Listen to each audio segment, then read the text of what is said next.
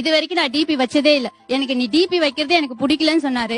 அதை நான் உடனே மாத்திக்கிட்டேன். நீங்க எதுவும் ஷேர் பண்ண மாட்டீங்க, பட் நீங்க மட்டும் உங்க போனை பாப்பீங்க, டிபி வைக்கலாமா கூடாதான் டிக்டேட் பண்ணுவீங்க, என்ன போட்டோ அனுப்பணும் அனுப்பக்கூடாதுங்கிற முடிவு எல்லாம் நீங்க எடுப்பீங்க. அப்ப நீங்க மட்டும் எப்படி அதை செய்யலாம்? நான் எனக்கு ஷேர் பண்றது அவங்க ஸ்பேஸ் கொடுக்கறது இல்ல. நான் இப்ப ஒருத்தவங்க கிட்ட நான் எல்லார்கிட்டயும் என்னோட மனசு திறந்து நான் காமிக்க முடியாது. சரி.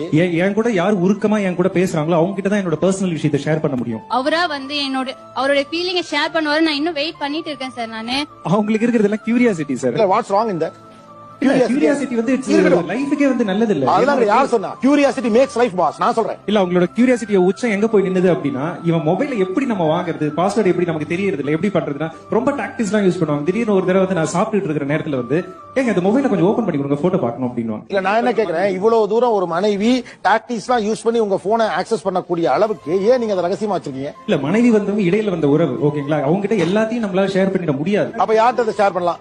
அப்பாட்ட எல்லாத்தையும் ஷேர் பண்ண முடியுமா? கண்டிப்பா எல்லாத்தையும் எல்லாரையும் ஷேர் பண்ண முடியாது. ஆமா. அப்ப ஏன் உங்களுக்கு இடையில வந்த உறவுங்கிறீங்க? அப்ப நடுவுல வந்ததுனால ஃபுல்லா ஷேர் பண்ண முடியாது, லாஜிக்கே இல்லையே. ஏன்னா வாழ்க்கையில மனைவி மட்டுமே வாழ்க்கைன்னு கிடையாது. என்னோட குடும்பம்ன்றது வந்து என்னோட அம்மா அப்பா, என்னோட கூட பிறந்தவங்க, மனைவி எல்லாம் சேர்ந்ததுதான் என்னோட குடும்பம். எல்லாரும் தான் என்னோட உங்கள்ட்ட நிறைய விளக்கம் இருக்கா?